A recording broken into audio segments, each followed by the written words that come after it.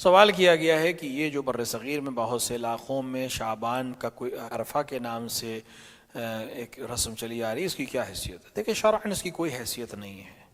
عرفہ صرف 9 ذی الحجہ کو ہوتا ہے، جو یوم عرفہ ہے، جس دن حاجی میدان عرفات میں اعمال حج کو انجام دینا شروع کرتے ہیں، اور ساتھ ہی ساتھ جس دن کی زیارت امام حسین علیہ الصلوۃ والسلام کی مستحب ہے۔ لہٰذا وہ عرفہ ہمارے درمیان، ہمارے بزرگوں کے درمیان اور ائمہ علیہ الصلوۃ والسلام کی احادیث میں ہمیں ملتا ہے۔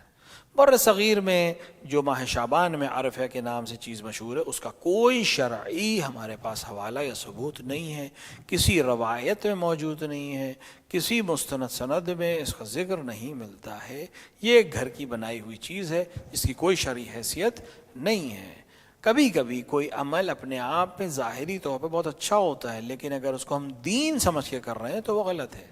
جب تک کسی چیز کو دین نے نہ حکم دیا ہو، ہم اس کو دین بنا کر پیش نہیں کر سکتے۔ ہاں مستحب عمل ہے، احصال ثواب کرنا مستحب ہے، قبروں پہ جانا مستحب ہے، لوگوں کو کھانا کھلانا مستحب ہے۔ اس عنوان سے انسان عمل کرے کہ میں اپنے والدین کی قبر پہ جانا چاہتا ہوں، مستحب عمل ہے، بالکل کرے۔ لوگوں کو کھانا کھلانا چاہتا ہوں، کھانا کھلائے، یقینی پسندیدہ عمل ہے۔ لیکن اس کو دین بنا کر پیش کرنا اور اس کو ایسے پیش کرنا کہ اگر انجام نہیں دیا تو مثلاً بے دینی ہو گئی یا دیگر خرافاتیں جو اس کے اندر ہیں ان کو بیان کرنا، یہ قطعاً جائز نہیں ہے، اور اس کی کوئی سند یا کوئی عقلی دلیل ہمارے پاس نہیں ہے۔